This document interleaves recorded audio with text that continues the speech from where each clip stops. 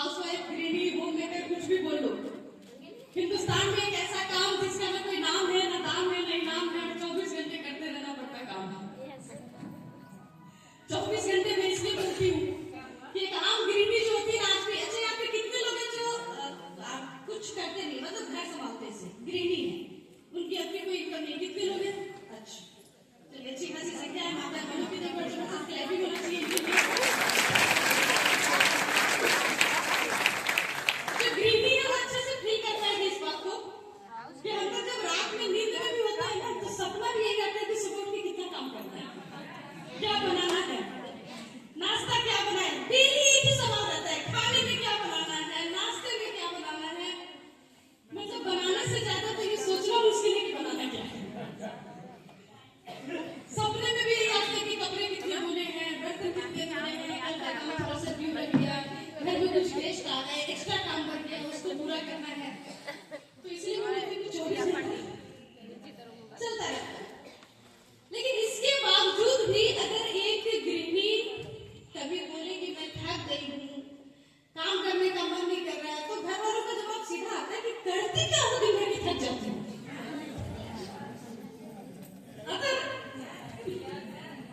अच्छा देखो, एक सिंपल महिला अगर किसी के घर में झाड़ू पोछा करने चली जाए ना, तो बोलती है काम करने गई।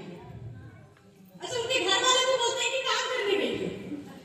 अपने घर में 5 बार झाड़ू पोछा लगा लो, लोग क्या बोलेंगे, कोई काम ही नहीं है, दिन भर झाड़ू पोछा करते रहते हैं। मतलब इसकी कोई कीमत ही नहीं है। ऐसे ही जीवन को मैं जी रही थी और कभी कभी बुरा लगता था, क्योंकि हम यूपी, बिहार, झारखंड का जो कल्चर है ना, हमारे जीवन की शुरुआत होती है जब शादी होके जाते हैं, तो ससुराल में सबसे पहले तानों से आज सब्जी में नमक ज्यादा हो गया, दाल पकाने नहीं आता है, आज खाना ज्यादा हो गया, आज थोड़ा कम हो गया, क्या सीख के आई हो। अच्छा, घर में जब तक मायके में हो तब तक मम्मी से यही सुनना पड़ता है कि अच्छे से काम सीखो, ससुराल जाएगी तो हमको गाली सुनवाएगी। अपने घर में जाके जो करना होगा करना, यहाँ पे काम अच्छे से सीख के जाओ। और जब ससुराल में जाओ तो हर कदम पे बोलेंगे कि अपने घर से क्या सीख के आई। अच्छा, कुछ भी सीख के जाओ, कोई फर्क नहीं पड़ता है, क्योंकि जब भी शादी होती है ना, तो 2 अलग अलग सोच वाले परिवार होते हैं। तो हमारे यहाँ अगर लोगों को मीठा पसंद है, हो सकता है उनके यहाँ नमकीन पसंद हो, तो आप मीठा खिलाएंगे तो उनको बुरा ही लगेगा। तो ये सिंपल सी इंटरनेशनल प्रॉब्लम है। आज तक कोई भी ऐसी सास नहीं होगी कि बहू का तारीफ करे, और कोई भी ऐसी बहू नहीं होगी जो सास की तारीफ करे। हाँ, होता है, कहाँ पे होता है जानना चाहते हैं? 36 का आंकड़ा जानने से नहीं, एक्चुअली क्या होता है, कुंडली पति पत्नी के लिए मिलाते हैं, सास बहू का मिलाना चाहिए।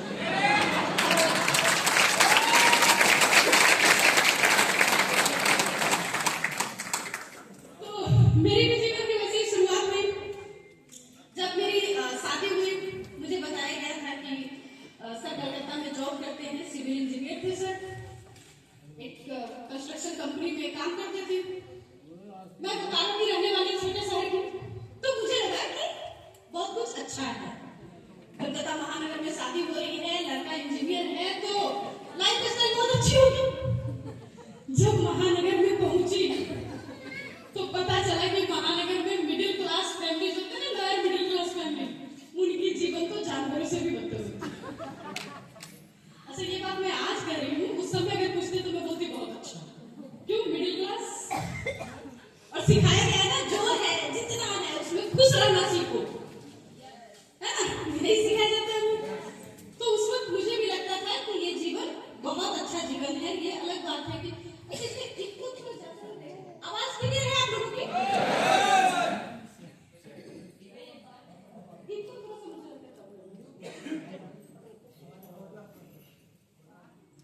तो जब गई वहां पे तो लगा कि सब कुछ ठीक ठाक ही है, चलो जिंदगी चलती है ऐसे। ये अलग बात है कि एक सिंगल रूम का घर था, 7 आदमी का परिवार था, सास ससुर देवर सभी थे उसमें, और उसमें हम लोग एक ही रूम में, उसी में नहाना, उसी में खाना बनाना, उसी में सोना, सब कुछ एक ही रूम में होता था।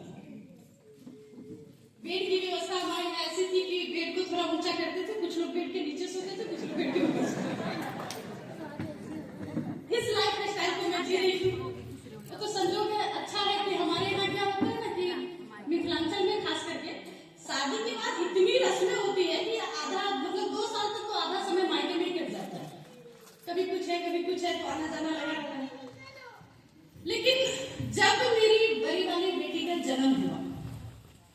खासी लग रहा था, मुझे जीवन चल रहा है। मैं उस लाइफ को एंजॉय नहीं कर रही थी। सर कमा के आते थे, अपना रूटीन बहुत सेट था। संडे के संडे कहीं ना कहीं जाना है, जाएंगे कहाँ, जितनी औकात थी उसमें बस एक पिक्चर देख सकते थे। तो जब सैलरी आती थी तो पहला संडे को हम लोग कोलकाता के अच्छे वाले एसी हॉल में जाते थे, और जब दूसरा तीसरा संडे आता था ना, बाकी के 3 संडे, तो कभी पार्क में चले जाते थे या फिर चुन के जाते थे कि किस सिनेमा हॉल की टिकट सबसे सस्ती होगी, क्योंकि एक मिडिल क्लास जॉब वाले का जीवन ऐसे ही चलता है। ऐसी कंप्रोमाइज भरी जीवन जी रही थी, फिर भी लग रहा था सब अच्छा है। अगर मैं मेरे घर के खाने पीने की स्थिति बताऊं तो यहाँ बहुत सारी गृहिणियां हैं। आप लोग समझ सकती है कि 7 आदमी का परिवार था और 1 लीटर तेल में महीना चलाना था। तो क्या पकवान बनते होंगे हमारे घर। और अगर महीना खत्म होने से पहले वो 1 लीटर तेल खत्म हो गया तो सास ससुर का ताना शुरू, बड़े घर से आई है, चलना नहीं आता है, हम लोग तो भैया ऐसे ही चलाए हैं। अब अगर 2-3 दिन बच गया ना तो जैसे बनाना है बनाओ, वो जब अगला सैलरी आएगा तभी तेल आएगा। अच्छा, गलती उन लोगों की भी नहीं है, क्योंकि इसी जीवन को हम लोग समझते थे कि अच्छा जीवन है, वो भी खुश थे, मुझे भी लग रहा था चलो यही अच्छी जीवन है, जो कमी है अपने में सुधारना है। अब अगले महीने से 1 लीटर में ही चलाना है। गर्मियों के मौसम में जब आम आता था, हमारे यहाँ आम सबसे ज्यादा फेमस होता है ना, पसंदीदा फल, तो मायके में जब मैं थी तो मैंने हमेशा देखा कि मेरे पिताजी जब भी आम लाते थे तो वो टोकरे में भर के लाते थे। कभी केजी से आम मेरे घर में नहीं आया, टोकरी में आता था। और 6 भाई बहनों का हम लोग का परिवार था, जो खाना है खाओ। ससुराल में जब गई तो पीस में आता था, 1 या 2 पीस आम आती थी वहां पे, और सारा खाना मैं बनाती थी। अच्छा, सारा खाना बनाना ही क्या था, बजट तो मैंने बता ही दिया था, तो बाकी चीजें मैं बनाती थी। मेरी सासू माँ 2 पीस आम को लेती थी, उसको निचोड़ती थी, पूरा इतना निचोड़ती थी कि वो आम भी बेचारा सोचता होगा कि कहाँ फंस गया, और फिर उसमें 1 गिलास पानी मिलाती थी और 2 चम्मच चीनी मिलाती थी, और उसके बाद सभी को ईमानदारी से बराबर बराबर कटोरे में बांट देती थी।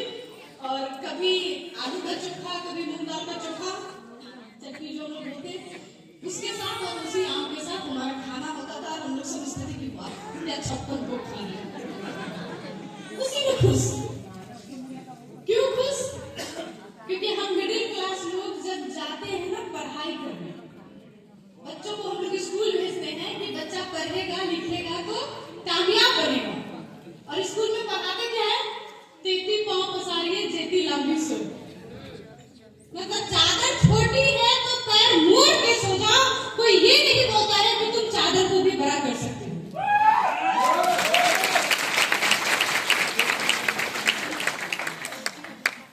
हर कदम पे कंप्रोमाइज, हर कदम पे कंप्रोमाइज करके जीवन को ही जीवन समझते हैं। वैसे ही जीवन को मैं जी रही थी, लेकिन जब मेरी बड़ी वाली बेटी का पहला जन्मदिन आया, मैंने सर को बोला कि सर घर की पहली बच्ची है, पहला जन्मदिन है, मैं कुछ विशेष करना चाहती हूँ। तो सर मुझे कभी किसी चीज के लिए मना नहीं करते, इस मामले में मैं बहुत लकी हूँ।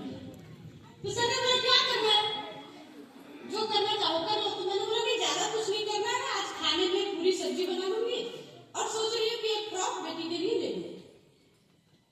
तो सर बोले कि ठीक है, तुम मार्केट जाओ, पसंद करके रखना, मैं आऊंगा तो पेमेंट कर दूंगा, क्योंकि सर के पैकेट में उतना पैसा उसको खाने की वो देके जाते हैं। मतलब स्थिति क्या थी घर की वो मैं बताना चाह रही हूँ। मैं मार्केट में गई, बहुत एक्साइटेड थी, तो मुझे जो फ्रॉक सबसे अच्छा लगा मैं उसको पसंद करके साइड में रखवा के आ गई। शाम में सर को लेकर के मार्केट वापस से गई। सर जैसे ही वो फ्रॉक सामने लाया दुकानदार निकाल के, तो मेरी नजर फ्रॉक पे थी और सर की नजर प्राइस टैग पे थी। उसकी कीमत थी 500 रुपए। सर ने जैसे ही वो टैग देखा, सर बोले कि अच्छा नहीं है फ्रॉक, ये इतनी छोटी बच्ची है, ऐसा फ्रॉक पहनेगी कंफर्टेबल नहीं रहेगा, आराम से बैठ नहीं पाएगी, खेल नहीं पाएगी, ये डिजाइनर फ्रॉक है, कुछ और लेते हैं। तो मेरे समझ में आ गया कि बंदे के पैकेट में पैसा नहीं है। तो मैंने भी बोला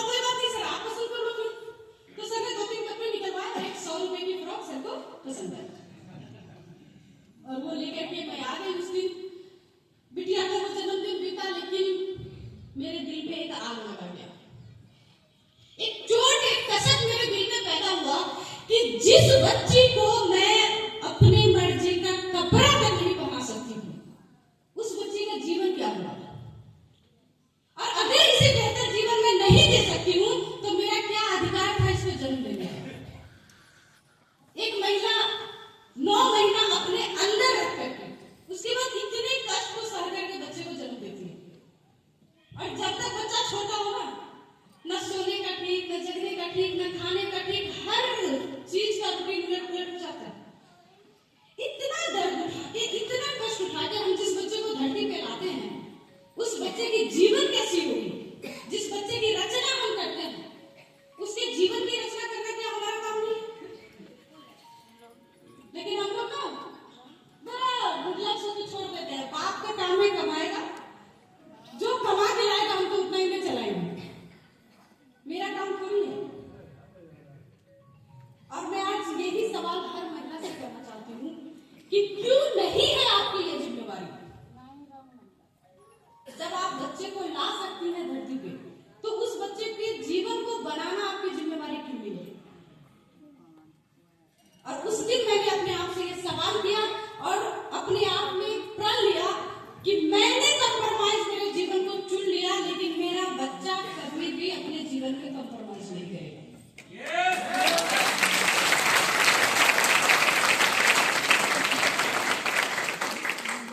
अच्छा, मेरे कहने का ये मतलब नहीं है कि कल से अपने पतिदेव से लड़ना शुरू कर दीजिएगा कि जहां से भी होगा चोरी करो, डाका डालो, लेकिन लाके दो।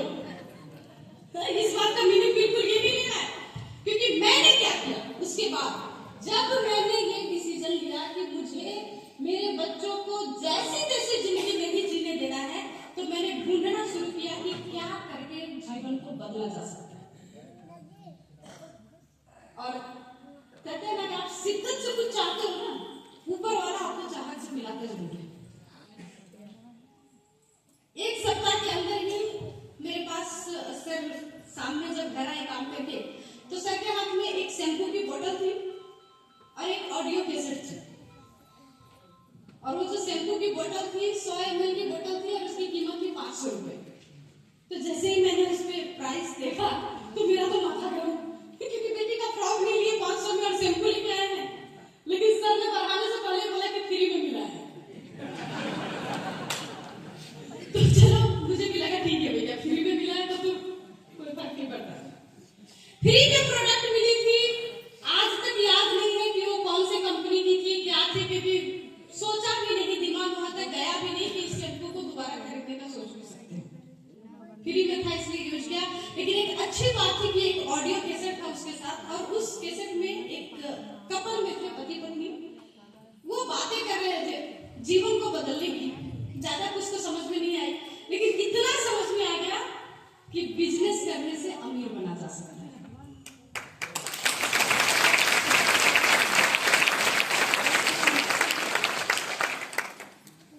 उस वक्त मल्टी लेवल डायरेक्ट सेलिंग ऐसा कोई बिजनेस होता है इसके बारे में जानते भी नहीं थी।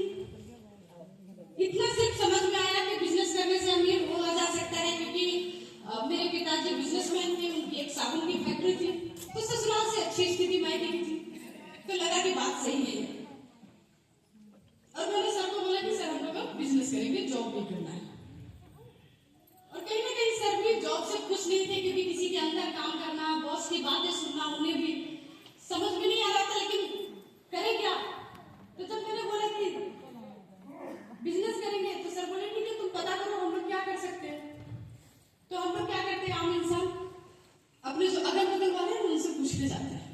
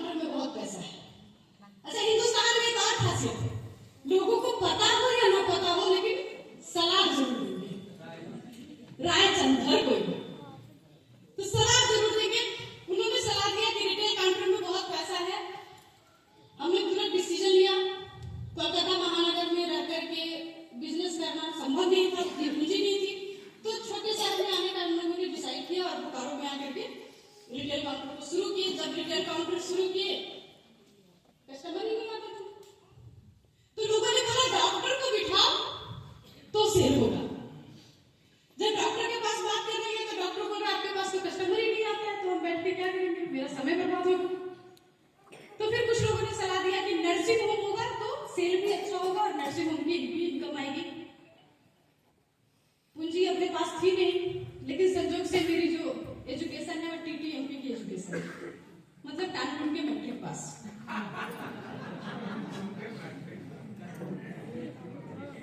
तो मेरे दिमाग में एक चीज आया, इतना तो कर ही लिए है कि सरकार से पैसा मिल जाए।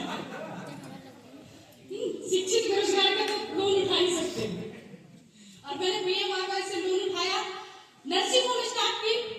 अब अपने पास रिटेल काउंटर था, नर्सिंग होम था। हालात ऐसे होते थे कि रात में 10 बजे 12 बजे सोने के लिए गए, 1 बजे में कोई पेशेंट आ गया, उठ के जाओ, पेशेंट को टेकअप करो, डॉक्टर को लेके आओ, उसको देखो। और छोटी नर्सिंग होम थी, इनकम कम था, तो स्टाफ भी कम थे, तो स्टाफ की जगह पे कभी कभी मैं ही चली जाती थी। तो मतलब नर्सिंग होम का फुल एक्सपीरियंस है, ओटी से लेकर के स्वीपर तक सारे काम जानती हूँ क्योंकि सारा कुछ किया है समय के हिसाब से। तो मैं अक्सर पेशेंट को टेकअप करके जाती थी जब तक बाकी लोग आएंगे। इतनी मेहनत के बाद जब बिल बनता था, तो जैसे ही बिल का टाइम आता ना, किसी न किसी का फोन आ जाता, कभी कोई नेताजी, कभी मुखिया जी, कभी एरिया के दबंग, ये मेरा आदमी है, देख लीजिएगा। अब जिसकी जैसी बात है भैया उसके हिसाब से देखना पड़ता है, जो जितना पावरफुल है उसके हिसाब से डिस्काउंट करना है आपको। क्योंकि अगर व्यवसाय करना है, बिजनेस करना है, तो बोलते ना पानी में रहते मगरमच्छ से बैर नहीं करिए। नतीजा क्या होता था, जब हम लोग महीने के लास्ट में हिसाब करते तो जितनी इनकम आई उससे ज्यादा खर्च हो गई। लोन का अलग पैसा देना है, लगभग 6-7 महीने ऐसे चला। फिर सर बोले कि देखो हम लोग तो एक तो पहले से भी हमारी फैमिली से और ऐसे में तो पता नहीं क्या हो जाएगा, तो कुछ और भी ट्राई करते हैं। और सर ने ट्राई किया और सर का बैंक में जॉब हो गया। अब तो हमारे पास बैंक में जॉब थी, नर्सिंग होम थी, रिटेल काउंटर था।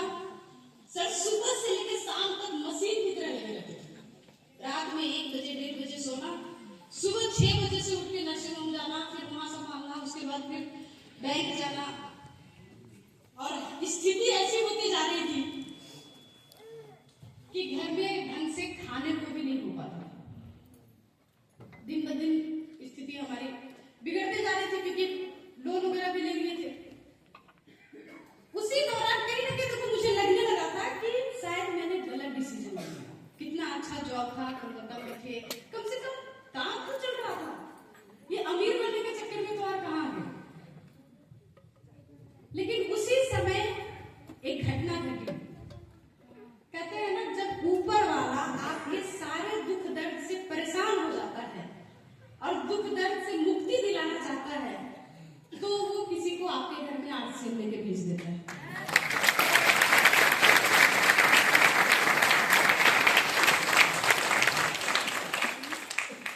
मेरे नर्सिंग होम में एक पेशेंट आया, उसको भी कुछ डिस्काउंट कराना था, वो अपने बिल के चक्कर में था, तो उसने सर को प्लान दिखाना शुरू किया।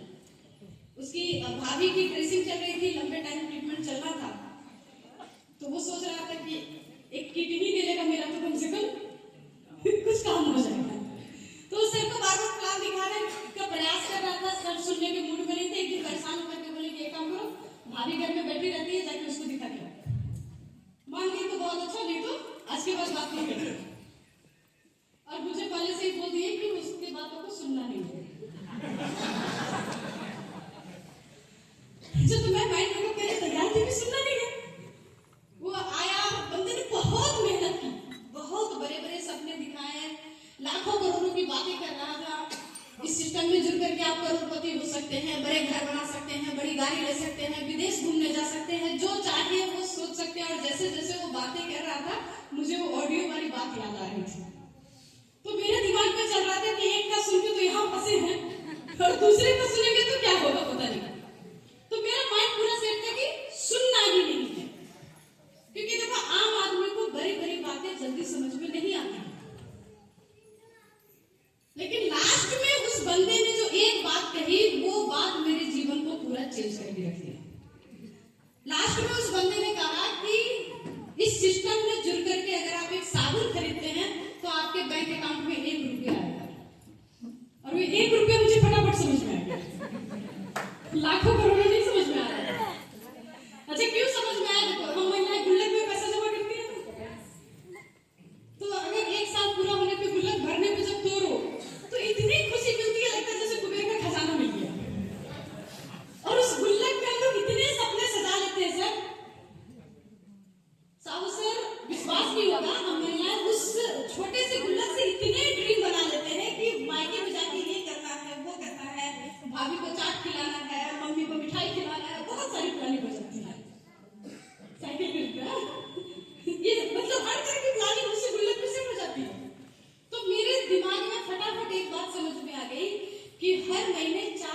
5 पीस साबुन का मेरे घर में खर्च है, इसी रफ्तार से अगर खर्च हुआ तो पूरे जीवन में 1 लाख पीस साबुन तो जरूर खर्च हो जाएगा।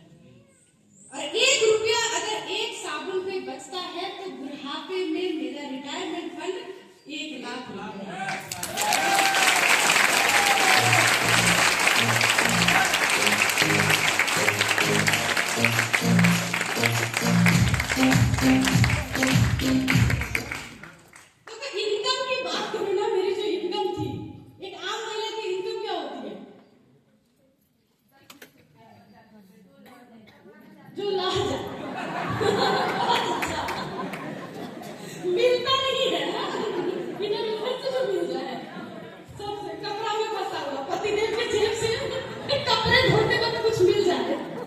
वही सबसे बड़ी इनकम होती है।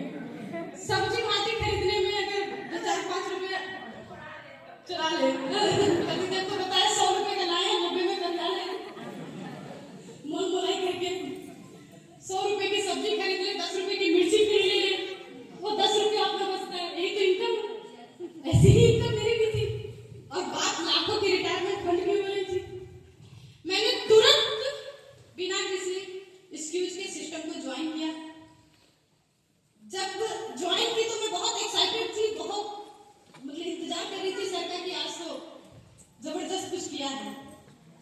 सर जैसे ही घर आए शाम में तो मैंने सर को बोला कि सर आज तो मैंने एक ऐसे सिस्टम को ज्वाइन किया है जिसका एक प्रोडक्ट यूज करेंगे तो 1 लाख रुपया आएगा और अगर सारा कुछ करेंगे तो हम लोग करोड़पति बन सकते हैं।